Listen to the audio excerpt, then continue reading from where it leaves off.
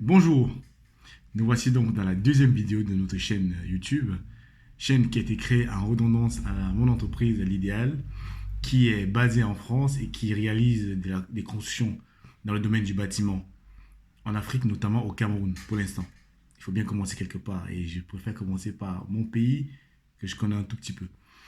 Alors, comment est née cette belle idée, cette aventure? Alors, lors de mes déplacements au Cameroun pour des réalisations pour des clients, alors, j'ai juste constaté qu'il y avait de plus en plus de bâtiments, de plus en plus d'immeubles qui étaient en chantier, donc qui étaient arrêtés, qui étaient quasiment en friche, enfin bref. Donc, logiquement, ça m'interpelle, je me suis demandé, mais pourquoi autant d'argent investi pour arrêter en cours de route? Ça n'a aucun sens. Ça n'a aucun sens. Puisque logiquement, lorsqu'on fait un investissement, c'est pour qu'il y ait un retour sur investissement. Normalement. Mais si on est arrêté brusquement et que on n'a pas pu aller au bout de son rêve, puisque c'est un rêve pour certains, c'est qu'il y a un problème. Donc, je me suis donc proposé de pouvoir répondre à cette problématique afin de nous aider, nous, la diaspora. Parce que oui, nous sommes les premiers touchés par ce problème. Mais est-ce que la faute revient à ceux qui réalisent ou alors la faute revient à celui qui est instigateur du projet? Ça, c'est une bonne question. Alors, on va essayer de déterminer, de donner des éléments de réponse afin que chacun puisse tirer des leçons de tout ça. Alors, je me présente, je suis Fabrice. Je travaille dans le domaine de la construction depuis 15 ans. Plus de 15 ans, plus de 15 ans, dans un grand groupe français. Et j'ai créé ma société justement pour réaliser des bâtiments, des constructions pour la diaspora, en tout premier lieu, mais pour d'autres aussi, pourquoi pas, afin de redorer ce blason et de nous aider à lever la tête, et lever la diaspora, parce que la diaspora souffre énormément. Elle est arnaquée, elle est abusée, et pourtant, elle a des moyens, elle a de la volonté, mais malheureusement, elle ne sait peut-être pas s'y prendre. Alors, je propose avec ma petite expertise de pouvoir apporter un tant soit peu une aide afin que chacun puisse en tirer quelques leçons et pourquoi pas aider et peut-être contribuer dans des projets si certains m'en trouvent digne. Alors, le thème abordé aujourd'hui, ce sera vraiment un thème spécifique. Les raisons pour lesquelles la réalisation à distance est un échec. Pourquoi réaliser un investissement à distance est plus complexe que d'autres? Alors, nous allons développer quatre sujets. Quatre sujets, d'accord? Quatre sous-thèmes. Premièrement, la motivation. Qu'est-ce qui vous motive à réaliser votre projet? C'est capital. Je dirais même, c'est c'est la pièce maîtresse. Qu'est-ce qui vous motive? Parce que plus vous aurez une motivation élevée, plus vous aurez des chances d'aller au bout de votre projet. Puisque vous êtes le porteur de votre projet. C'est votre projet. Donc, celui qui va réaliser le projet, en fonction du feu que vous aurez, en fonction de la hargne que vous avez, en fonction de l'abnégation que vous aurez, il va forcément vous suivre. Donc, c'est vous qui êtes le premier porteur de votre projet. Ça, il ne faut jamais l'oublier. Deuxièmement, la sécurité. Comment vous sécurisez votre investissement? Comment vous êtes sûr que votre argent sera vraiment bien utilisé, sera utilisé à bon escient? Troisièmement, le financement. Comment on finance son projet? Quels sont les leviers que vous utilisez, que vous souhaiterez utiliser afin d'aller au bout de votre projet? Quatrièmement, les recours en cas de problème. Parce que oui, il y a toujours des problèmes.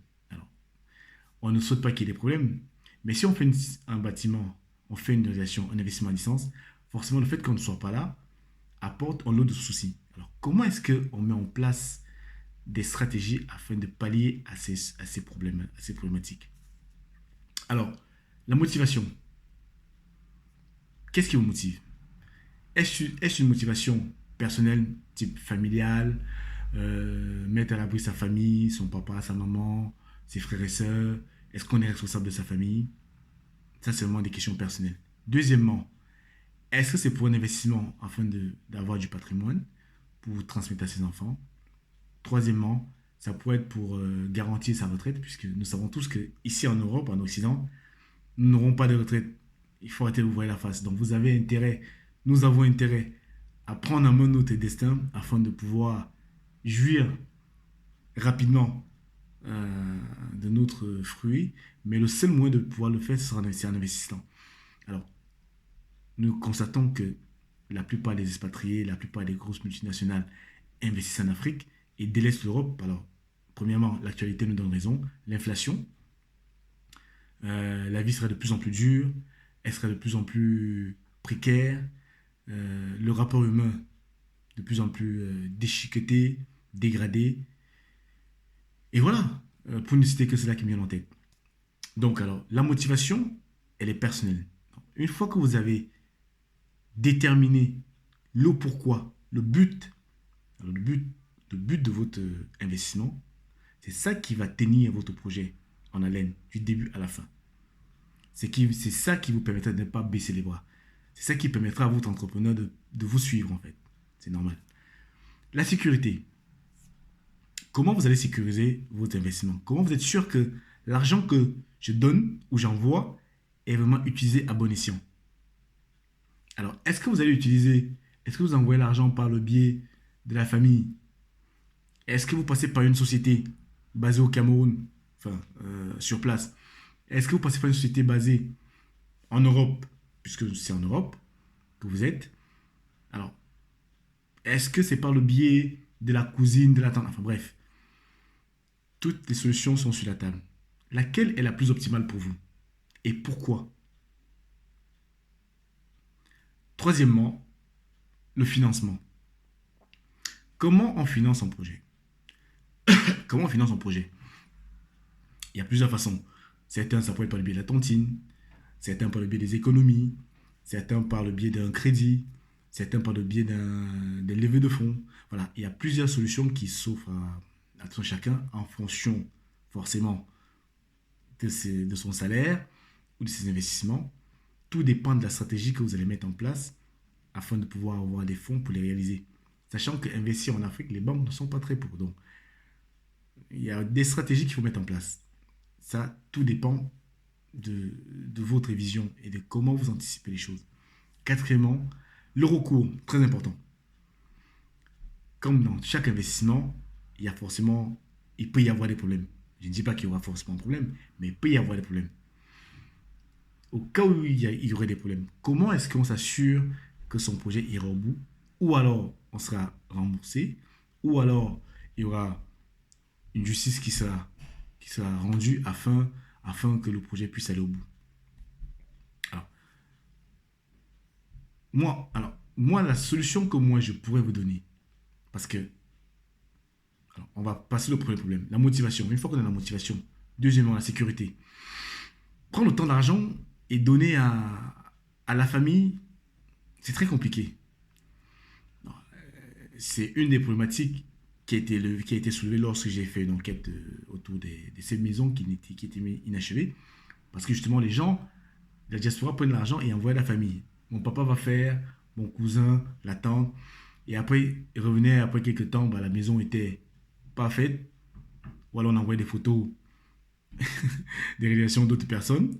Ou alors le frère s'était marié avec l'argent. Enfin bref, je vous épargne toutes sortes de choses qu'on a tous vues. Et malheureusement, quand on sait le nombre de temps que ça prend pour épargner ou alors pour mettre en place un tel projet, généralement ça donne des drames vraiment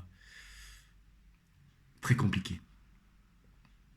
Et encore une chose qui est importante, tout le monde n'a pas cette maturité émotionnelle de gérer l'argent. L'argent étant quelque chose d'irrationnel. Une personne qui n'arrive pas à gérer déjà ses propres besoins, sa propre vie, comment voulez-vous que vous lui envoyez autant d'argent et qu'elle puisse le gérer? En fait, vous vous rendez compte que le problème, ce n'est pas la personne qui reçoit l'argent, mais c'est la personne qui envoie. Ça veut dire que celle qui a envoyé l'argent n'a pas pris en compte tous les paramètres. On ne donne pas autant d'argent à une personne si on n'est pas sûr qu'elle est capable de gérer son argent. Donc, généralement, la gestion d'argent va forcément avec la personne, comme elle se comporte, comme elle est. Donc, si vous confiez autant d'argent à une personne qui ne sait pas gérer son argent, bah, c'est vous qui aurez poussé cette personne à faire un peu n'importe quoi. Mais encore faut-il avoir la maturité émotionnelle et la reconnaissance de ses erreurs. Ça, c'est notre projet. notre problématique. Alors, ensuite, le recours. Alors, le recours. Comment on résout un problème si on est en désaccord avec la famille? Est-ce que vous allez mettre votre père en prison? Allez-vous mettre votre oncle en prison? Votre tante? Parce qu'elle n'a pas réalisé comme vous voulez. Est-ce que? Alors, la solution, la seule solution, et je trouve la meilleure pour la diaspora, du fait de la distance et du fait qu'on soit occupé à travailler, puisque ici, comme nous le savons, le travail a une part importante dans notre vie. On a très peu de vacances, donc on ne va pas prendre nos vacances pour aller. Il y a un problème à la mairie, il faut prendre l'avion. Il y a un problème à Eneo, il faut prendre l'avion. Il y a un problème sur la livraison. C'est compliqué. Donc, on ne va pas mettre notre cousin en prison, notre oncle. Et alors même, ça va poser des vrais problèmes dans la famille. Je ne pense pas que ce soit la solution, à mon humble avis. Une société au Cameroun, pourquoi pas? Mais en cas de problématique, quel recours on a? Est-ce que la justice camerounaise est apte à répondre à nos problématiques qui sont ici? On n'est pas là. C'est compliqué. Alors, la seule solution que moi je vois, et qui est la meilleure pour nous, c'est une société en France. Dans notre pays où on est, hein, une société en Europe, voilà. Moi je parle de la France, je suis en France, donc c'est la va de soi. On signe un contrat avec le constructeur qui va réaliser les travaux. Donc, ce qui fait que s'il y a un problème, la société basée en France, dont on aura vérifié forcément l'immatriculation à la chambre des commerces, s'assurer qu'elle paye bien ses impôts, qu'elle est carrée de la législation, pourra justement répondre de ses actes au cas où le contrat n'est pas réalisé en temps et en heure et en fonction de ce qui était convenu par les deux parties. Voilà. Donc, ça, c'est vraiment une solution miracle pour nous. Parce que, un, ça nous évite les maux de tête. Deux, à gérer les problèmes familiaux. Trois, à gérer les problèmes des réseaux. Parce que pour construire en Afrique, il faut un réseau. On ne le dit pas souvent assez, mais il faut un réseau. Il faut avoir le réseau qui va bien. Si on ne l'a pas, c'est très difficile. Et quatre, on aura la satisfaction d'avoir atteint son objectif. Je pense que c'est la plus belle des choses, en fait. Le plus important, ce n'est pas d'essayer, mais c'est d'y arriver. Même si essayer, c'est important, mais c'est quand même bien d'essayer et d'y arriver. Donc pour ça, assurons-nous de mettre en place toutes ces choses, toutes ces étapes afin que nous soyons satisfaits de notre investissement. Alors, j'espère que cette vidéo vous a plu. Alors, je vous invite à partager massivement, à liker, à commenter, à dire, à nous donner votre avis, ce que vous en pensez. Et nous serons ravis de vous répondre afin de pouvoir justement apporter d'autres éclaircissements et vous donner d'autres tips pour que nous puissions tous grandir ensemble et en sortir vainqueurs. Merci, au revoir.